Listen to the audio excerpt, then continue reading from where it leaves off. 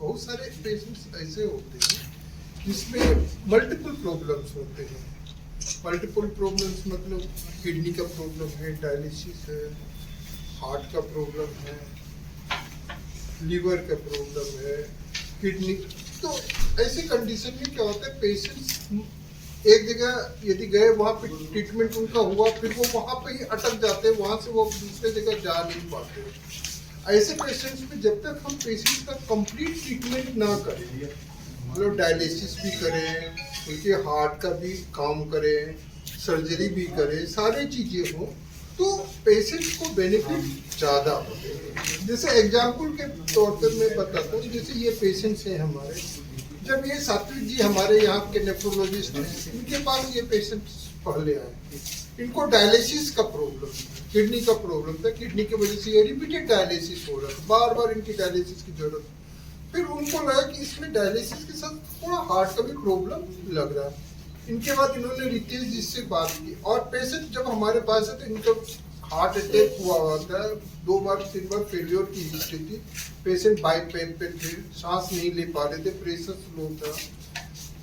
इनके बाद डॉक्टर रितेश ने इन्हें देखा, उनको लगा कि नहीं जी इनकी एंजियोग्राफी करनी चाहिए। ऐसे पेशेंट्स में जिसका यूरिया क्रिएटिनिन काफी आए, जिसमें इन्होंने एंजियोग्राफी किया, most of the cardiologist angiography refuse कर देते कि नहीं जी मैं नहीं करूँगा, क्योंकि 7.77 इनका क्रिएटिनिन था, 400 से ऊपर यूरिया था, patient condition was very sick, BP 80-90s के अराउंड में था। ऐसे कंडीशन में मोस्ट ऑफ द कार्डियोलॉजिस्ट कहते नहीं जी मैं नहीं करूँगा, क्योंकि जब एंजियोग्राफी करते हैं किडनी उससे और खराब होने का डर रहता है, उसमें लीगल इश्यूज होते हैं, पेशेंट कॉम्प्लिकेशंस होते हैं, रिलेटिव बाद में।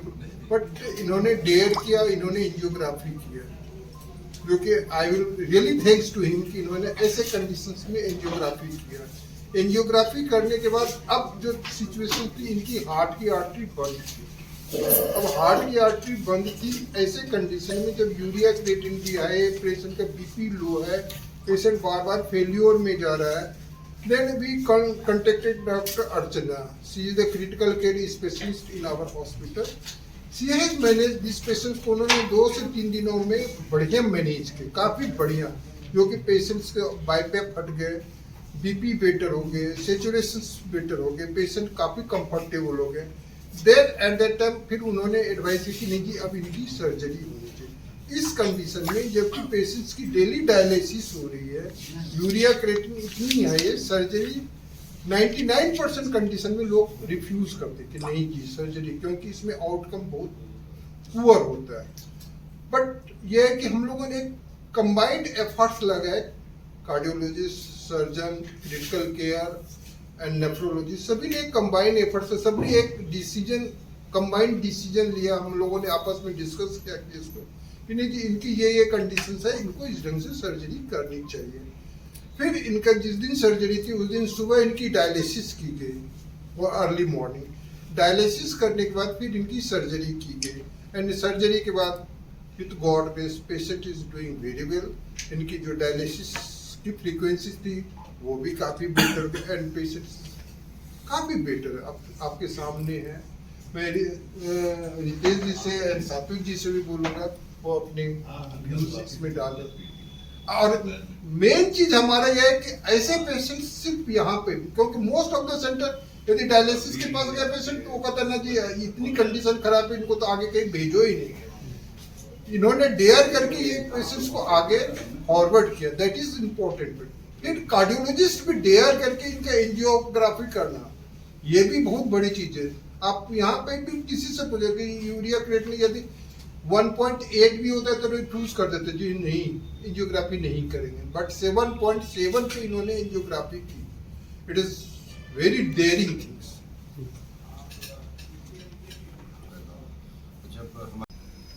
हमारी टीम के लोग बड़ा डेडिकेटेड हैं और रात दिन मेहनत कर रहे हैं। तो हम तो यही कहेंगे कि भाई जितना आप लोग अच्छा कीजिएगा ये एक बधाई है, जितना अच्छा कीजिएगा मरीज़ को फ़ायदा पहुँचे, लोगों को फ़ायदा पहुँचे, ये मेरी ख्वाहिश है। और इसी के तहत सब लोग काम करते हैं, डेडिकेटेड बहुत हैं, इसमें कोई शक नहीं है। और हम लोगों को काफ़ी डिफ़िकल्ट केसेस ही आता है, हम 2 केस अभी किए जिसका सीरम क्रिएटिनिन 8 से ज़्यादा था और दोनों पेशेंट ठीक है। अभी एक तो पेशेंट घर भी चला गया, दूसरा पेशेंट यहाँ है। तो इसलिए कॉम्प्लिकेटेड केसेस बहुत हमारे यहाँ आते हैं और ये लोग काफ़ी मेहनत करते हैं। बहुत खुशी की बात है कि जो केस कहीं नहीं हो रहा है वहाँ पर यहाँ पर आकर के उसको ये लोग टेकअप कर रहे हैं। अच्छा, कई सुपर स्पेशलिटी विभाग की सुविधा जो है वो आलम अस्पताल में मिल रही है, आगे क्या लक्ष्य है और कौन से नए डिपार्टमेंट की शुरुआत करेंगे या क्या कुछ उद्देश्य? नया बिल्डिंग मेरा आ रहा है, इसके बगल में है, वहाँ हम ज़्यादा ट्रांसप्लांट सर्जरी का प्लान कर रहे हैं। तो अभी तक के ट्रांसप्लांट सर्जरी झारखंड में फुल फ्लेजेड नहीं हो रहा है। तो इसकी हम उम्मीद करते हैं कि हम लोग एक्सपर्ट रख करके ये शुरू कराएं। ये मेरी ख्वाहिश है कि ये काम हो जाता है। जैसे लीवर ट्रांसप्लांट हुआ, किडनी ट्रांसप्लांट हुआ, हार्ट ट्रांसप्लांट हुआ, ये सब का एरा अब आ रहा है और लोग जो है ज़्यादा इसके पीछे काम कर रहे हैं और सक्सेसफुल भी काफ़ी है। तो ये मेरी ख्वाहिश है और उधर का अस्पताल काफ़ी मॉडर्न हॉस्पिटल है, सुपर स्पेशलिटी के अलावा फुल्ली एयर कंडीशन है। तो उसके पहले इनको शुगर की बीमारी थी जिसके कारण गुर्दे पे पहले से कमज़ोरी थी और जब हमारे पास आए तो दोनों गुर्दे बिल्कुल फेल हो गए थे। फेल होने की अवस्था में हम लोग डायलिसिस करते हैं जब पेशेंट को पेशाब नहीं आता है और सांस फूलती, तो डायलिसिस करना हम लोगों ने शुरू किया। तो जैसा सर ने बताया, डायलिसिस करने के बावजूद भी पेशेंट के परिस्थिति में बहुत सुधार नहीं हो रहा था। तो हम लोगों ने रितेश सर की मदद ली और रितेश सर को बोला कि सर इसमें हार्ट की तरफ से जो है आप लोग प्लीज़ हम लोगों को गाइड करें, क्योंकि सर कभी कभी क्या होता है कि बॉडी जो होता है उसमें जब खराबी शुरू होती है तो एक अंग से दूसरा अंग प्रभावित होता जाता है और धीरे धीरे पूरे शरीर को बिठा देता है। तो ये सब अंग को एक एक करके संभालना पड़ता है। उसमें मल्टी सिस्टम अप्रोच कहते हैं, मल्टी स्पेशलिटी सिस्टम। तो आलम हॉस्पिटल में ये सुविधा हम लोग को है कि एक छत के नीचे हम लोग सारे डिपार्टमेंट्स हैं। तो हम लोगों ने बैठकर और हर जो मरीज होता है, जैसे सर ने बताया कि बहुत क्रिटिकल पेशेंट थे हमारे लिए, उसमें सबसे महत्वपूर्ण ये होता है कि जो कम्युनिकेशन होता है between the patient party and doctor, हम लोगों के बीच में क्लियर कम्युनिकेशन हम लोगों ने रखा और जो भी रिस्क था हम लोगों ने पहले ही उन लोगों को समझा करके देखिए ये सारी परिस्थितियाँ हो सकती हैं बट मरीज की जान बचाने के लिए ये आवश्यक है। तो पेशेंट के रिलेटिव्स ने भी काफ़ी सपोर्ट किया हम लोगों को इसमें और बाकी पूरी टीम का एक सपोर्ट रहा सर। तो ऊपर वाले की दया से सारा कुछ अच्छा। उनमें हार्ट का डिजीज़ होने का चांसेस काफ़ी ज़्यादा होता है। कोई भी किडनी पेशेंट जो डायलिसिस में जाता है उसमें ऑलमोस्ट 60% पेशेंट्स को हार्ट की भी बीमारी रहती है, कोनियाटिक डिजीज़ होता है। और इवन डायलिसिस के पहले भी 50% पेशेंट्स में कोनियाटिक डिजीज़ होती है। और ये भी देखा गया है कि डायलिसिस पेशेंट में ये चीज़ पिकअप करना कि इसको हार्ट की डिजीज़ है कि नहीं थोड़ा मुश्किल होता है। बल्कि ऑन दैट कंट्री इस तरह के किडनी पेशेंट्स होते हैं जिनमें 50% कॉज ऑफ डेथ जो है हार्ट ही होता है एंड करीब 10 से 15% केसेज में हार्ट अटैक होता है जिसकी वजह से डायलिसिस पेशेंट सकम करते हैं। लेकिन जो सिम्टम्स है जो किडनी पेशेंट है डायलिसिस हो रही है जिनकी, उनमें जो लक्षण आते हैं वो हार्ट के डिजीज से काफ़ी मैच करते हैं। सो इसमें ये चीज़ डिफ्रेंशिएट करना कि इस पेशेंट को किडनी की वजह से नहीं सिर्फ तकलीफ हो रही है या साथ में हार्ट की बीमारी भी है, थोड़ा चैलेंजिंग हो जाता है। जैसे इस पेशेंट में खास करके डॉक्टर साहब ने शुरू से ही पिकअप किया कि नहीं ये केवल किडनी का प्रॉब्लम नहीं लग रहा है। जैसे ये पेशेंट जब आए थे तो काफ़ी सीरियस थे, इनका पूरा लंग फ्लडेड था और ये वेंटिलेटर पर भी थे।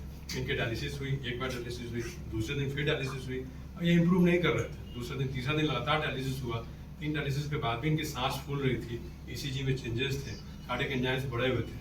तो इन्होंने मेरे को रिक्वेस्ट किया कि आप एक बार आके देखिए, ये कुछ अनयूजुअल लग रहा है। तो फिर हमने भी देखा इनकी बात को सुनकर, हमने भी इनका असेसमेंट किया, इको किया, ईसीजी किया। हमने भी पाया कि नहीं इनके जो है चेंजेस हैं डायनेमिक और ये हार्ट से रिलेटेड प्रॉब्लम हो रहा है। इनको केवल किडनी प्रॉब्लम नहीं है, हार्ट की भी प्रॉब्लम है। सो हम लोगों ने आपस में डिस्कस करके, डॉक्टर अर्चना हमारे सीसीयू की इंचार्ज है, उनसे डिस्कस करके हमने कॉन्ट्रैक्ट करके इनको फिर हमने सीसीयू शिफ्ट किया। फिर वहाँ पर सीसीयू में भी हमने इनकी डायलिसिस की, उसके बाद फिर हमने इनकी एंजियोग्राफी की। ये एक काफ़ी एडवांस अप्रोच कहा जाएगा जो कि मल्टी सिस्टम इन्वॉल्व होता है। एक हमारे सीसीयू में हमारी फैसिलिटी है कि हम सीसीयू में रखते हुए पेशेंट की डायलिसिस करा लेते हैं।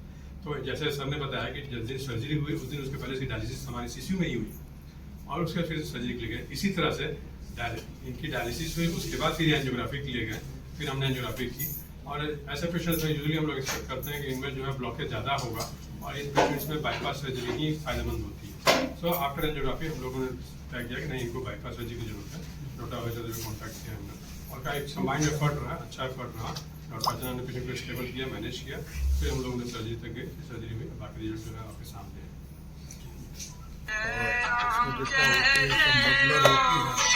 तो एक जो कहीं भी दुनिया में कहीं भी उस तरह का जो मैनेजमेंट है वो हम करने जा रहे हैं।